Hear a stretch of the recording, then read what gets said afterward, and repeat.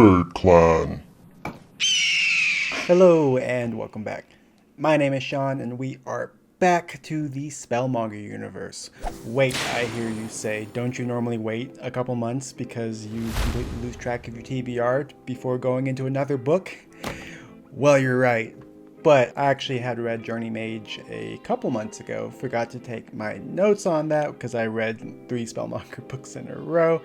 And it's been kind of just sitting there waiting to get done until I could read it again. So here we are. I was actually pleasantly surprised going back through this. On my first read through of this, I think that where we are at currently in the series, Journeymage is absolutely probably my favorite book so far.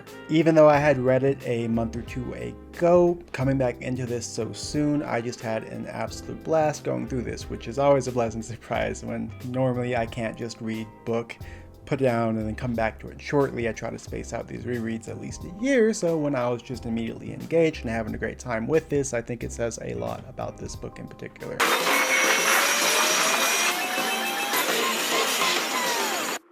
Wow. Wow. Wow. With that being said, I can finally go back into rereading books I have not reread recently, which is amazing. But to give you a bit of an outline of this video, it's going to be pretty similar to how I do all of my Spellmonger videos. No spoiler-free stuff here. I'm going to start with my general thoughts, talk about a few specific things that I think stood out, and then talk about how a few plot points tie into the series at whole. I'm trying to condense these videos just a little bit to at least 15 minutes, so it won't be as in-depth as I normally am, just because I think that just talking about my favorite parts and encouraging you instead to re-get the book and reread it. Well, 15 minutes was a lie. Is a much better strategy than just trying to retread 20-30 hours worth of audiobook every time I do one of these series. So without further ado, let's go ahead and dive in. So like I said, this is my current favorite in the series. Leading up to this point, you had books about setting the stage. I think the first 2 books were just about showing the actual threat, having men in positions to actually do something, along with a few cool battles. The 3rd book was a lot of fun and probably my second favorite in the series, just because you start to actually build up the world, start getting into the world building and political intrigue of everything, and start seeing what happens when you just hypercharge everything with Area Knight. 4th book I rather enjoyed just because you got to explore everything else with men's apprentices and got to see a lot of the world that you wouldn't have seen through men's perspective, and also got to see just what it would be like to be the apprentice system. And through most of this book series, you're very much in his head, but he has been doing some absolutely crazy things, so I always thought it was interesting just seeing how the world at large has been reacting to all of that.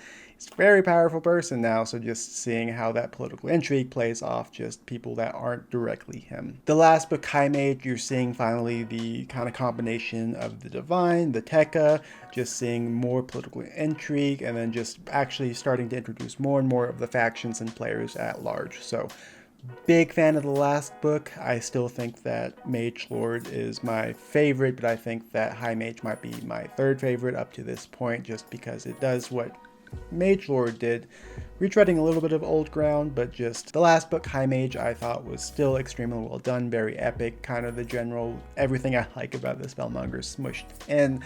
But getting to Journeymage, it's almost pure application. Everything's been kind of set up. Min has his money, he has his power, he has his factions, and technically there's a peace treaty. So in this book you get to see just how the political system is working, the political intrigue, that bureaucracy that has been set up and now have been going for a couple books, how that actually interacts. And you get to see just one long sort of quest fantasy adventure, which as a fan of Lord of the Rings, I'm about it. And my axe. But I think with the introduction from a few different magical technologies, diving into some of the ancient Persian stuff and how the Asari fit into all of that, along with just going on what I think is just a pretty fun ride of just mishap and adventure, previous books, Min's in charge of armies, in charge of the order, is trying to do powerful things, but in this one he's just very much just going through the countryside, and most people aren't going to expect the most powerful mage just to be wandering around. So seeing those reactions and getting to surprise like Priest with the divine and everything, I just thought was a lot of fun and really enjoyable to get through. I think also this was fun because you get to bring back more characters. It was a blast seeing Tyndall and Rondell now that they're actually adults, and at the end of this book, they're no longer apprentices under men, but you kind of see them in their final exercise. So you don't have the whiny teenagers anymore. You're having some capable guys that are part of the Spellmonger 7 and getting to just fully do that. The one thing, which I'm not sure that if this book has come out yet or not, but that Tyndall and Rondell have been going on some of their own adventures, and there is definitely a tie-in with the Kasari, which I had not think I have read up to that point, so that is something I'm very much interested in seeing Terry revisit. But re-going through this book too and seeing some of these things, there were some things I just haven't picked up, which is surprising because I've read this book series a few times. I think also Arburn is one of my favorite non-magical characters, or just one of my favorite characters in general. So watching his interplay with Penny, and just watching Penny, who up to this point has been an extremely capable, level-headed person, just kind of lose her shit because there is a tall, dark, rugged, handsome ranger out there. I mean, I get it. If I was confronted face to face with basically Aragorn, I don't know if I would react much different.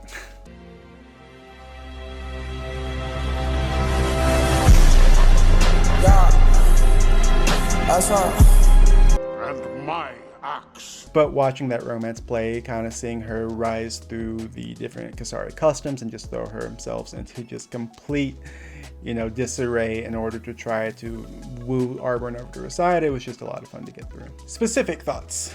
So one thing I wanted to dive really into was the Kasari. So what we know up to this point is that at some point the Humani showed up on the Kalidor, and the original civilization that they had was called Ancient Perwin. Now, there was a Majocracy out of that, but we don't really know where the Humani came from or where a lot of these customs also came from. The Kasari have always been this kind of big mystery. They're a very insular community, so in this book we start to actually explore that. And the one thing that I had never picked up on all my rereads was that they were basically boy and Girl Scouts. I don't know how I missed it. I guess when they were talking about the actual handkerchief and everything, it just never clicked in my head. I thought it was just some cool future fantasy type of uniform, but when we got past to the very end of this book where they're delivering their holy relic, I just never put the pieces together that was actually Smokey the Bear and the Rangers were just worshipping the guy who stops forest fires. Only you can prevent wildfires. But finding out that they are just as ancient as Perwin, and some of the speculation of why such a culture could actually survive so intact up to that point, I think is very interesting. I think it ties into sort of the political intrigue of the system when you get into world building and government building. Generally you see, barbaric societies turn into feudal societies, turn into maybe they have an age of enlightenment, but there's generally a lot of different turnover with how governance happen, and there's not a lot of stability. Having a society that is managed to stay exactly the same when everything went to shit with no supply and logistics, I think is extremely interesting, and that idea, just actually exploring it, if you have a flexible enough sort of manifesto or document that allows you to be self-reliant and grow through the ages, it's just a very interesting thought. I feel like when you teach everything to be completely self-sufficient and just a huge focus on responsibility and accountability, along with just a desire to stick to the natural things, then it's plausible that if we put Boy Scouts on another planet with Girl Scouts and just said this is what we're following, that this would play out in a very similar way. The other thing I really enjoyed with this was the political interplay in this book. It was a very cool move of men to sort of start plant seeds in the future with the Duke of Ulshire. You just have him just kind of drinking his sorrows away, just put in a very rough spot, because part of kingdom building is that you have to be cutthroat, make sure all your enemies just are not going to suddenly uprise and take over your spot, and then just stability and order are above all things. So having a completely unknown person just suddenly inherit all these lands, of which his facility is completely required in order for you to keep your crown, and men seeing that opportunity and start trying to build up the Duke of Ulshire, I thought was pretty fun. You don't see a lot of it in this book. You're getting the Duke of Ulshire put in the correct place for the future, and I'll talk about this more in my series spoiler side of the things, but it definitely grows into something very cool. So taking a petulant noble who had everything taken away from him and watching his character growth into someone that could be a very good Duke of Ulshire and someone who is complicit in men's just magical meddling, I thought was just really fun and enjoyable to go through. A lot of stuff is going to happen in Ulshire, and it's exciting because I remember just how grand and epic and sprawling it got, so just seeing the early seeds once again was just a lot of fun. On the political note, and secondly, also just seeing the kingdom sort of manipulation and political intrigue that was happening. You know, the fact that Tabard even rode through and made a peace treaty because that's what the kingdom needed, because not only do they have to worry about fighting for survival, they have to keep the high nobles and everyone happy and in a way where they can continue to build on what they've stabilized. You know, if they're just constantly at war, people are going to complain about that, even though there's a genocidal goblin head and very much wants to kill all of them. So why press the advantage when you instead can raise taxes? But as part of that, you know, because Duke Rod became King Rod, the dukedom got passed down to his son Tabard, who in this book is a shithead, but gets much worse. Watching how Min, now a baron, has to navigate these political situations, and the fact that his direct overlord does not trust him and is a bit of a shithead was a lot of fun to see. You know, Min was not going to abandon thousands of orphans to their deaths, and just having everyone at every stop say like, no, we're not going to bring that filthy rabble through here. Just watching how he navigated all those situations, either getting the express approval of the Duke of Ulshire, just to be a marshal and have some authority in this land, to just the trickery that he had to employ with the churches and Tabard and just the runaround that he gave in order to get his band of orphans just through and where they're supposed to be. It's interesting because Duke Rod and Queen Grendine, you can tell that they very much have a deep respect for Min and they've managed to work together in such a way. But when you suddenly give a younger person a bunch of power and expect them, just after being spoiled their own life, not having to build their own thing, to just respect what their parents built, it's interesting. At one point, Min speculated that King Rod's trying to use him as a foil to temper his son, but Min, being the jumped up commoner who has inspired peasants' rebellions and everything, it's going to be interesting to see how this unfolds, and I'll talk more about this in the series spoiler. Thirdly, and this was a big fun part of this book, but you're seeing more sort of application of the magic and exploration of the things that we have been giving. You know, in the last book, you start to see more play with like enchantment and Hawkstra stones and all of that, just using Aeronite in very unique and innovative ways. But in this book, they introduce an extremely interesting concept, which is the grain of pores. Now, this is going to get really cool, and that's one of those mechanics that I think is one of the coolest things about the Spellmonger magic system. They didn't get too far into this, so I'm not going to get too crazy into spoilers about this with this book. But the fact that they're able to go in there, find sea creature enneagrams from who knows how many millennia long ago, and just implant them in moving golems, you just have a much better robotics thing. Side note, I work as a software engineer, and I've toyed around a little bit with AI, and trying to code something that can resemble anything useful is a monumental task.